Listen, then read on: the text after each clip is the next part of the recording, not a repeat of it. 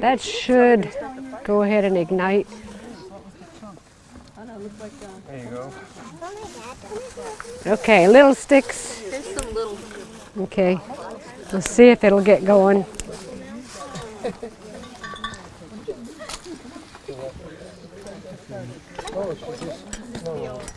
There's a bird's nest out of cedar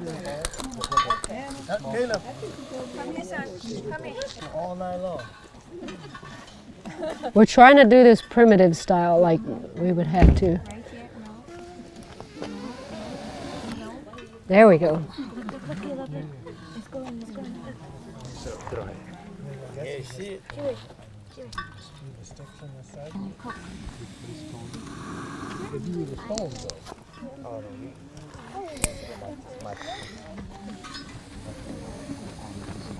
got it. It's something not quite like that, but sometimes people make it out. Do you need any more bird's nest or bricks? Put a couple of these in there. Do you need some more bird's nest? Yeah, because it's about burned up because the sticks are dampish. By the time your heads will be, you know. Robin, trying to get that, yeah.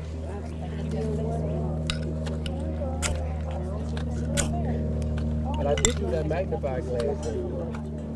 Okay, you see how I've got several sparks in here going now? That's going to give us spark to add to here whenever we need it.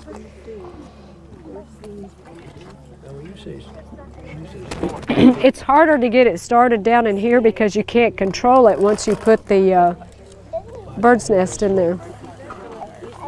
And this is the lighter knot. It's that pine wood, It's got pine resin in it, yeah. And once you spark this and get it burning, it'll burn a while because of the resin that's in it. It's fat, all right. But it's not as easy to start a fire down in somewhere where you can't really manage it. But there's more than one way to skin a cat. And there's more than one way to get smoke in your eyes. Yeah. Okay, I see it's moving now, yeah. It's gonna flame up in a minute. Oh, there you go. That's it, you get the fire going. Yeah, that will burn a while. So I'm just gonna light this. Do you not have a smaller piece? That's okay. I think I do in the back of the truck.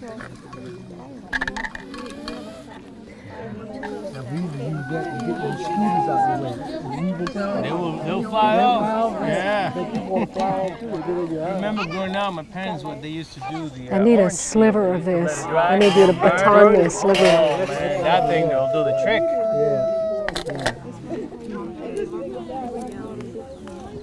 See, I have one of those. Actually, I have two at home. I'll give one to Mama so we can start a fire at home.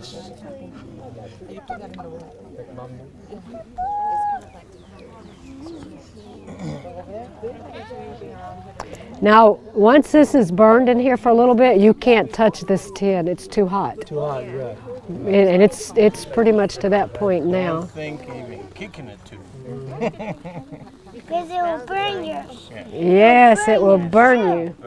It burned more than your shoe. Okay, I think we've got it now, so that's how we put it out. All righty. All right. Yeah.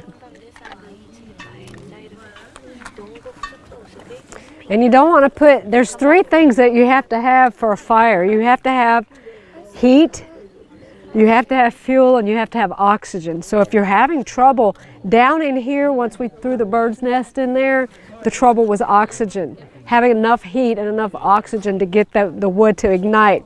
Once we got enough fuel in there and heat and stuff with the fat wood, it's going to go now because the fat wood is going to burn long enough to ignite these smaller pieces.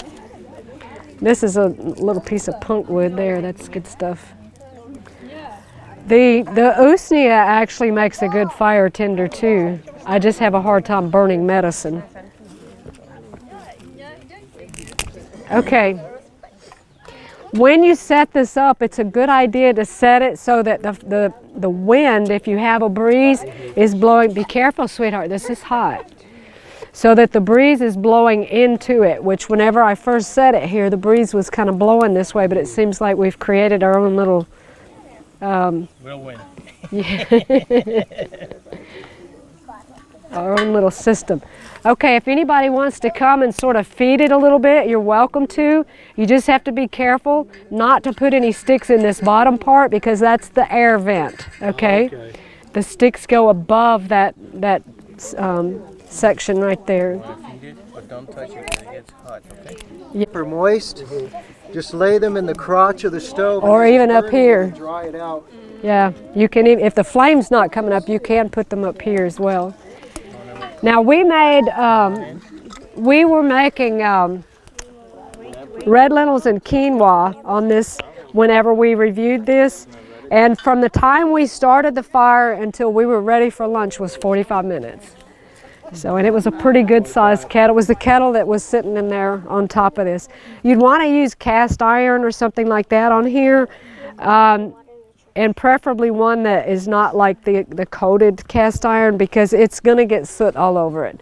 It's going to be dirty once you cook on this fire. Does anybody want to try to feed sticks into it just to kind of get an idea of what it's... So you're saying you set a pot on top of those? You set a pot. You want to... I don't really want to put it on there empty. So I think... But yes, we have the big cast iron kettle that we had in there. There you go. Compare it with how you're living now. The point of this tent is to compare it with what you would have to flee with or flee to if you had to get out of Dodge in a hurry. Would you rather live in that tent or would you rather live in this tent? Okay, that tent has no heat. Even though that is a good tent and it's not a cheap tent, that tent may last 3 months before it's going to be leaking. This tent, especially with the rain fly on it, there's people who live in these year-round in northern Alaska with the wood stove inside to heat it. One thing I was going to say, if you plan to live in it long term, it's good advice to build a platform for it to set on. Right. It's going to help it to last longer. It's going to keep you out of the water if you get heavy rains, or if you're in an area where it snows, you're just going to avoid the moisture issues. And what kind of tent this is? It's called a wall tent. In a wall tent because it has walls. Where that, you notice it's rounded. So this is called a wall tent. You can get them different sizes. This is a 5-foot wall tent because the wall comes up 5 foot. And he doesn't have any problems in there, even though he's 6 feet tall. The sidewalls are, in the way that the pitch is on the roof, he can walk almost all the way to the edge of the tent before his head touches the tent. Okay, we do have what's called a stove jack in here, and I invite you all to take a trip inside and look up. You can see where the stove pipe would go through the roof. Now, why are we talking about tents anyway? I mean, we still live in houses, right? That's true, we do. But how many of you have your own property besides Uchee Pines, besides living here? Okay, some of you do. Most of us don't. My husband and I don't. We had a farm in Kentucky. The Lord instructed us to sell that, and now here we are, practically homeless. I mean, we're staying with my mom, then we'll be in the summertime with his mom, helping our mothers back and forth. And so we don't have a home, per se. In the event that the time comes when we need to leave where our mothers are, we have several options of people who have property that we can go to. We'll at least have our own walls. We won't have to be a burden on them inside their home. We can bring our own walls, our own heat, our own place to sleep, cook, whatever. And so it's portable. All of this plus everything in there fit in the back of my husband's pickup. And so it's, it's doable. Now the tent itself is heavy. So if you're a single lady, particularly this size may not be the best option because I would have a tough go of it setting this tent up by myself. It's just heavy, okay? But with my husband and I, it's very doable, okay? If you're a younger woman, in my younger years, I would be all over this. Nothing would have stopped me. You too, you're a farm girl too. So at any rate, it is doable. But you know, if you're an older lady, you're going to have help with this. Another option might be a camper or something. We're just trying to provide options for people who A, can't afford a camper, B, can't afford land or can't find it if they could afford it. It's very difficult to find country properties now. So it's just a way that we can, and we're also told, my husband has studied this more than I have, many of us are going to be moving from place to place, okay?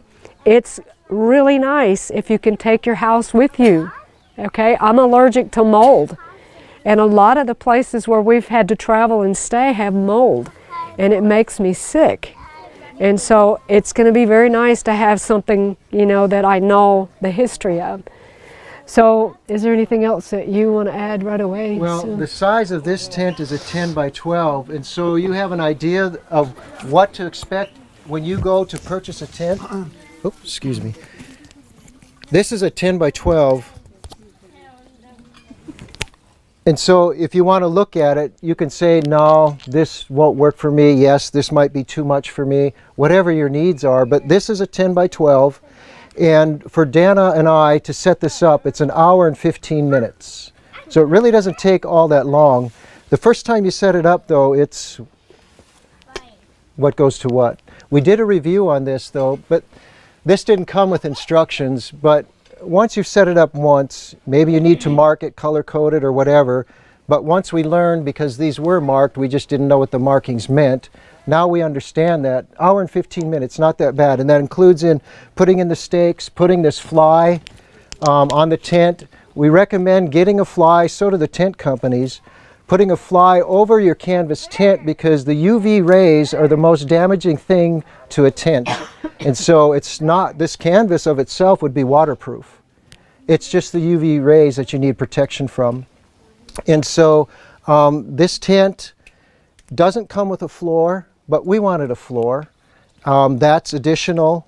It comes standard with the stove jack, I believe, because these wall tents, typically people live in them for an extended period of time and need heat. But you can also order to have a back door on it if you want. You can order it with 3 windows, which we got. We wanted ventilation, or with just 1 window.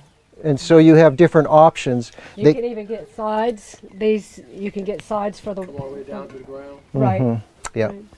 Yep. Now, somebody asked about the price of this. Let me get it. Well, while you're doing that, I can say this. You made a really good point.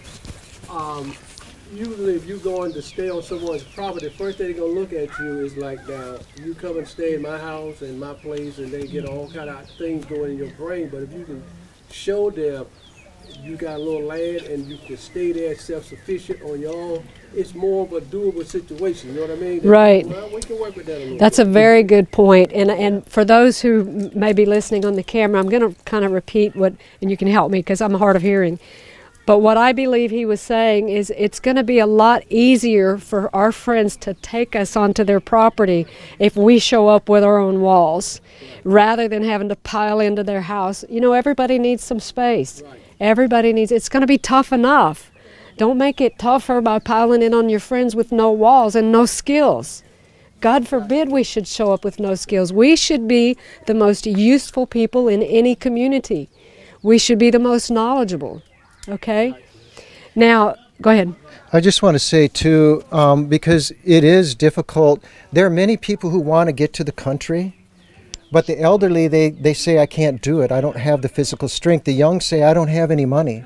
So do some research. Look for that combination. We try to watch for those things, and we see older people who want to get out. We look for younger people. We try to match them up, because then the youth, the strength, the vigor can be an asset and a use to those who may have the financial means. Typically, the older they are, the more financial stable they are. And so you can bring that combination together too. So look for that. There would be some who'd probably be happy to have you on your property, but learn skills and be an asset to them. Yes, we have people contact us through the YouTube channel and Facebook all the time. You know, I need help. I'm 75 years old and I have a bad back and I need some young muscles here, you know. And it's hard for me to recommend pairing people up like this because I don't know you guys. You know, I can recommend somebody and it just doesn't work, you know. But at any rate, the Lord will show us and he'll give us answers. So, as to the question of price, now granted that tent behind you ladies, that tent right there is not a cheap tent. It's a marmot. I think I paid like $250 for that tent, okay? But if I wanted to live in that, I can't stand up. I don't have any heat. I don't have room to move around and store my stuff. This tent, the 10 by 12 tent with the awning, the fly, and the floor, I think was right at $2,700. The stove was a little extra because we wanted to get the stove. But you think about it. Where are you going to find a portable home for less than $3,500 that's going to last you for maybe 20 years? If you bought an RV for that price, it's going to leak everywhere. You're going to step inside the door and your foot's going to go through to the ground, okay? So we need to really think more practically. We need kind of to shift our priorities. But again, we're not comparing this to where we live now. We're comparing it to where we might be if we fled with all that we have. Yeah, that's not very heavy. I could run with that if I had to. I couldn't run with this. But we can get somewhere with my husband's truck with this if we need to. Okay, so what we're going to do now is we're just going to let you guys kind of walk through. If you have questions, we'll be here. When you go in to the right is the kitchen and washroom. When you look to the left is the other part of the kitchen and washroom. Straight ahead is the bedroom, okay? Next to a river. Yeah. Now, we had actually planned to do a lot more preparation. You can see this device here hanging. We had planned to get different things made to hang gear and, you know, there's all kind of stuff that you can do. You could be very creative in these. But like I said, we got the flu 2 weeks ago, so it kind of, we were wiped out for a while, so we didn't get to do a lot of the stuff that we wanted to do. So I just want to invite you. I think my husband wants to say something, and then you can go in. I just want to mention the cots. Now, you can certainly sleep on the floor, but you're close to the ground. It's going to draw heat from you. But if you have a cot, it'll keep you up higher because your stove heat's going to rise. But also, too, with the cot, you have storage for underneath that you can put things that can be out of the way. You know, and it's so interesting. We can be inside talking about these things, but has anybody's mind set changed just by walking out here and looking at this tent, the reality of it, thinking, I can see where I'm going to have the skills to know how to bring down a tree. We're going to need firewood. This is going to get cold. We got to heat. We got to cook. We got to eat. All of these skills are going to play into living a lifestyle like this. One thing I will add about the tent, we ordered it with an extra rafter. The 10 by 12 and the 8 by 10 come standard with 3 rafters, and we felt like for this size stove we would feel more comfortable to have an extra rafter in there. So when you go in and look up, you can see there's 4 rafters in the place of 3. We just felt like that for us was important, so that did add to the cost. I want to mention one thing here also that we didn't get to, and I don't know if you plan to get to it later, but has anybody used one of these or seen these? Yes. They get plenty hot. They get plenty hot. They're great. They're solar showers, but you need the sun, you need warmer weather, but it is a nice option for bathing. And I have had these solar showers get so hot that I had to add cold water because it would burn me. So we just invite you to walk through, take a look at, and when you come out, if you have questions, please ask us, and if not, we're going to move forward to our next project. Well, Jesus said, as it was in the days of Noah, so shall it be in the coming of the days of Noah. So this thing is separate, Yeah. and you put it over the top. And what is it called? It's called a fly. And when he could do no more, he had to depend on the Lord. And there's no way that boat could have made it through that storm. I mean, I'm not going to buy one. I don't know how to, I'm single. I don't know how to set it up. So the point when I've done what I can learn, Yeah. And I don't have a